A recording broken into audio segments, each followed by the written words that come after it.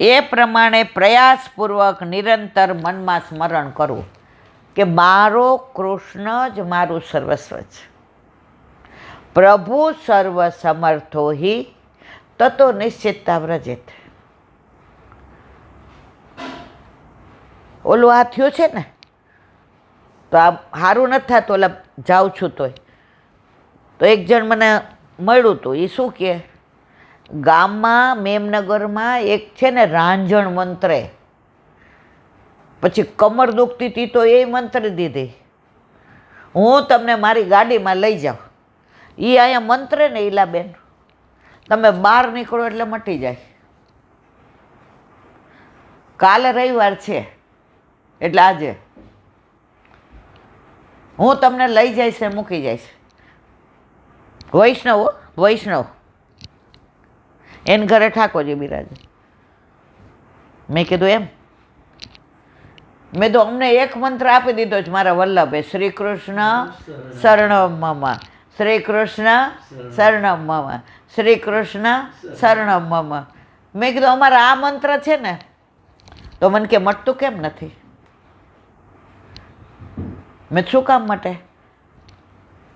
જ્યારે આપણે લીલામાં જવું હોય ત્યારે શુદ્ધ કરે, સિદ્ધ કરે, સજાવે ને પછી લઈ જાય.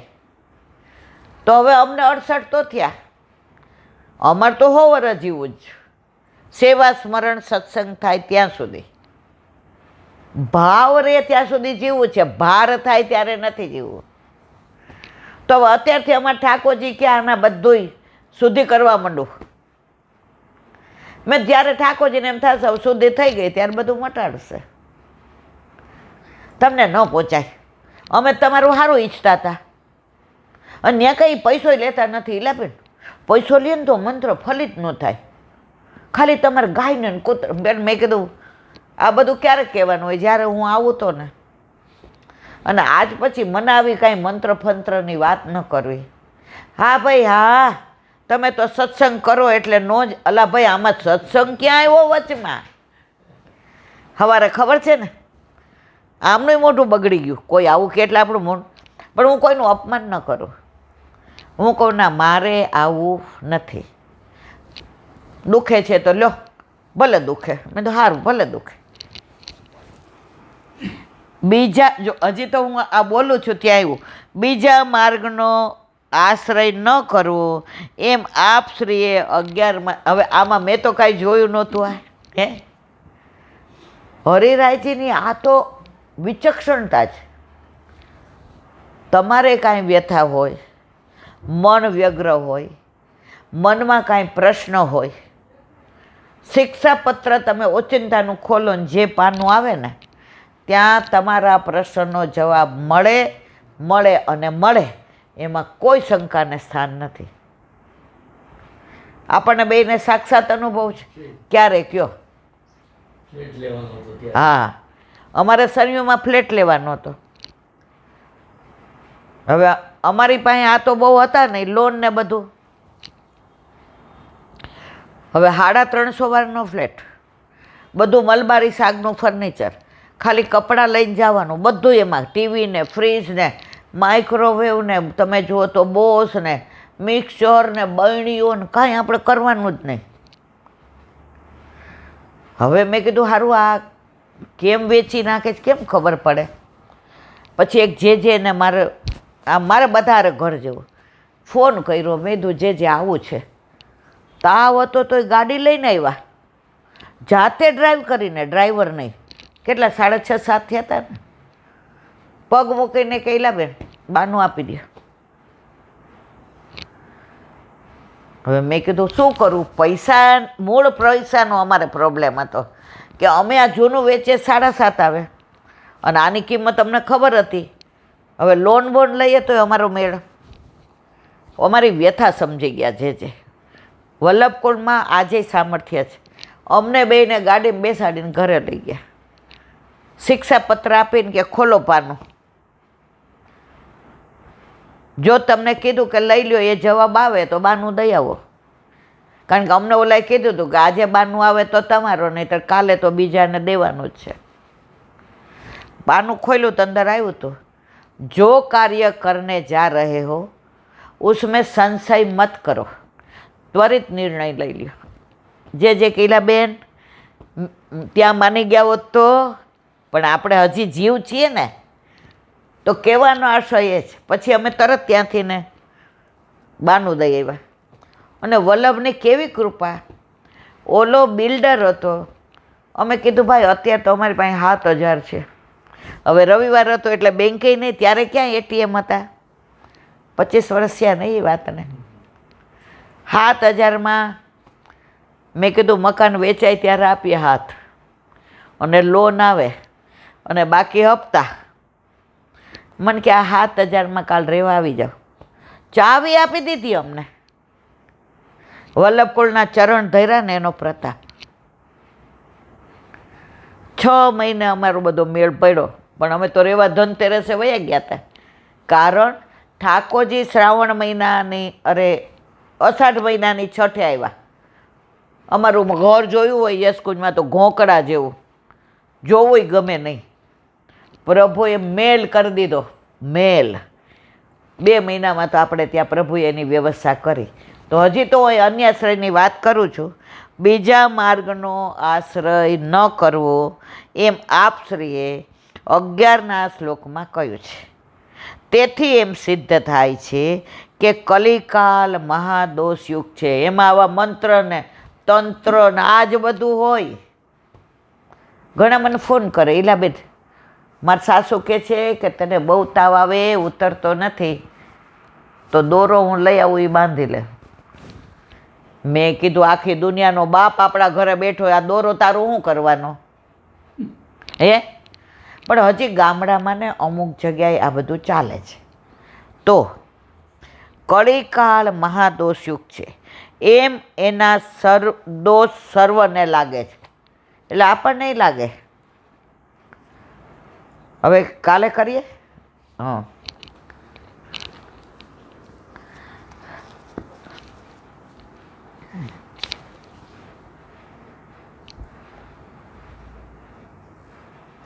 વલ્લભાધીશ સુબોધિનીજીનું પાન. વલ્લભ કરાવે તો થાય, આને સ્પર્શ કરવો આપણા બસની વાત નથી. વ્યાસજીને સમાધિ ભાષામાં નારદજીના ઉપદેશથી જે ભાગવતનું પ્રાગટ્ય થયું એનું વિવરણ અહીંયા આપણે કરીએ છીએ. કાલે આપણે આ જોયું સેજ અનુસંધાન. ભાગવતનું શ્રવણ ક્યાં સુધી કરવું? તો કહે છે જ્યાં સુધી ભક્તિ ઉત્પન્ન થાય ત્યાં સુધી ભાગવત સંહિતાનું શ્રવણ કરવું જોઈએ. આ સંહિતા શ્રવણથી જ ભક્તિ ઉત્પન્ન કરનારી છે. દ્રષ્ટે સંભવતી અદૃષ્ટ કલ્પનાયા અન્યાચ્યા. જ્યારે દેખીતું ફળ સંભવ હોય ત્યારે અદ્રષ્ટ ફળની કલ્પના કરવી અન્યાય છે, એવો સિદ્ધાંત છે. કોઈ એમ કે તમે બ્રહ્મ સંબંધ તો જ લ્યો, ઠાકોરજી પધરાવા હોય તો. કારણ એ સાક્ષાત પુષ્ટિ પુરુષોત્તમ ફળ આપી દીધું. હવે સાક્ષાત ફળ મળતું હોય પછી આપણે એમ કહીએ કે અમને રમતા પધરાવી દો, અમને દર્શન્યા પધરાવી દો, તો અહીંયા શું કહે છે? એ અન્યાય છે, એવું કરી શકાય નહીં.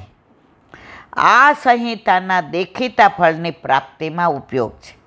તે પ્રથમ સ્કંદના પ્રથમ અધ્યાયના પ્રથમ શ્લોક જન્માદસ્યમાં સારી રીતે પ્રતિપાદન કરેલું છે.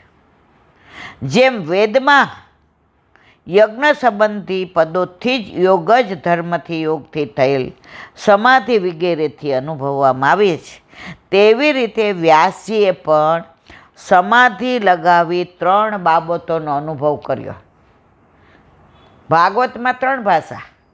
સમાધિ ભાષા ઓથેન્ટિક, મતમતાંતર ને લોકમત. આણે કહ્યું ને આને કહ્યું એ ઓથેન્ટિક નથી. તો સમાધિ લગાવી એમાં 3ની અનુભૂતિ કરી. કઈ?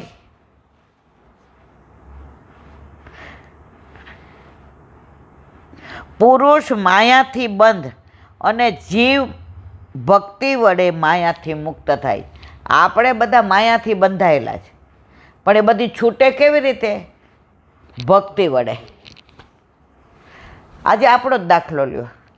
ઠાકોરજી ઘરમાં નહોતા પધાર્યા ત્યાં સુધી હાય મારું ઘર, મારે ગાડી લેવી છે, મારે ફાર્મ હાઉસ જોઈએ છે, મારો દીકરો, હાય હાય આને માથું દુખે છે, આને આમ થઈ જશે.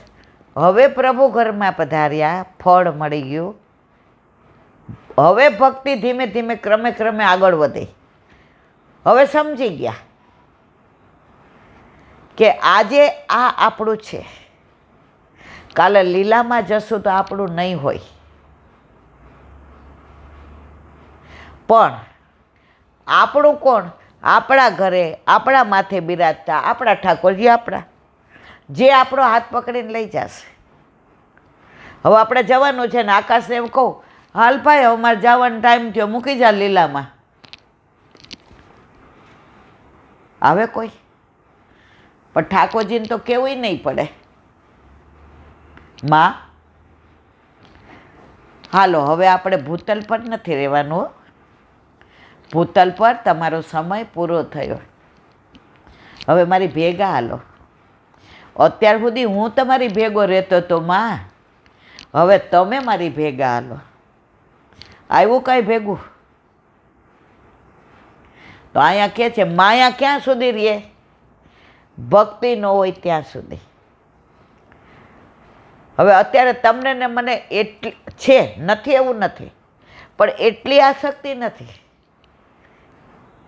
જેટલી પહેલાં હતી. એકવાર મારા આકાશને વર્ષનો ન્યુમોનિયા થઈ ગયો અને ડૉક્ટરે કીધું કે ઈલાબેન 50-50%. તો ત્યાં બાજુમાં એક બેન હતા ને એણે મને કીધું, હું કહું એની બાધા લઈ લ્યો એટલે તમારા છોકરાને સારું થઈ જાય. ખોટું નહીં બોલું, હલી ગઈ હતી, કારણ કે ડૉક્ટરે 50-50% કીધું ને મને કે આવું આવું કરવાનું. મેં વિચાર કર્યો કે અમારા ઘરમાં કોઈ દી મારી બાઈ અમને બાધાની વાત નથી કરી, આટલી મારી ઉંમરમાંય મને બાધાની વાત નથી કરી. અને વલ્લભની કૃપા કેવી, જે ડૉક્ટરને બતાવવા ગયા હતા એના ઘરે સેવા બિરાજતી હતી. મને કે જોઈલા બેન, જે કરશે એ આપણા ઠાકોરજી કરશે. હું પ્રયત્ન કરું છું, હું ભગવાન નથી. હું દવા કરીશ, દુઆ તો તમારો ઠાકોરજી જ આપશે. તો માયામાંથી બચાવી લીધા કોણે? ભક્તિ. તે અનુભવની હકીકત અપશ્યત પુરુષમ એ શ્લોકની ટીકામાં કહી છે. આ સમાધિ ભાષા છે એટલે ઓથેન્ટિક છે કે તમારી માયા દૂર શેનાથી થાય? ભક્તિથી થાય. તેમાં પુરુષનો પ્રયત્ન ભક્તિ નિમિત્ત છે. તે મહાત્મ્ય જ્ઞાનપૂર્વક સર્વથી અધિક સુદૃઢ સ્નેહ થવા માટે ભાગવત સંહિતા છે એમ નિર્ણય વલ્લભે કહ્યું છે. મહાત્મ્ય જ્ઞાનપૂર્વક સુદૃઢ પ્રભુમાં સ્નેહ એ જ પુષ્ટિ ભક્તિ છે. મહાત્મા જાણ્યા વિના કાંઈ વસ્તુ કરાય નહીં. તમે ત્યાં બેઠા છો, કેટલા પ્રેમથી બેઠા છો, જરાય બીક લાગે છે? હમણાં હું કોઈ અલે સાપ સાપ સાપ તમે ઊભા રહેશો? તો જો ભક્તિનું મહાત્મ્ય જાણી લઈએ ને પછી માયા ઓછી અસર કરે છે. પણ આપણે ભક્તિનું મહત્ત્વ જાણવા માગતા નથી. બીક લાગે છે, ક્યાંક એવી ભક્તિ ન થઈ જાય કે માયા છૂટી જાય. ના બાપા, મારો દીકરો છે, બેન જાય ત્યારે કોઈ નહીં આવે. જેણે દીકરો તને આપ્યો છે ને એ તારી ભેગો આવશે. આ જન્મમાં આ દીકરો, ગયામાં કોઈ બીજું હતું, આવતામાં કોઈ બીજું હશે, પણ કરોડો જન્મથી આપણા ઘરે આપણા માથે બિરાજતા આપણા ઠાકોરજી કરોડો જન્મથી આપણા છે, આપણા હતા અને આપણા રહેશે. આજે આપણે ઘરનું ઘર હોય ને કાંઈ થાય ને એટલે તરત કહીએ ભાઈ હવે હરખું કરાવવું પડશે, નહીંતર આમાં તો બગડતા વાર નહીં.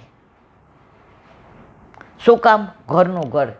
હવે ભાડે રહેતા હોય શું કહીએ, હાલો ને મકાન બદલી નાખીએ, હવે અહીંયા કાંઈ રહેવા મજા નથી, તો આપણે બધા ભાડાના ઘરમાં રહીએ છીએ. ઘરનું ઘર તો આપણું ગોલોક છે, વ્રજ છે, તો તૈયારી વ્રજમાં જવાની કરવાની હોય. આ ભાડાના મકાનની ચિંતા કરવાની જરૂર નથી.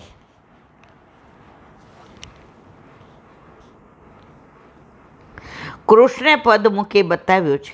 આવી ભક્તિ અવિર્ભૂત ભગવાન શ્રી કૃષ્ણમાં થાય છે.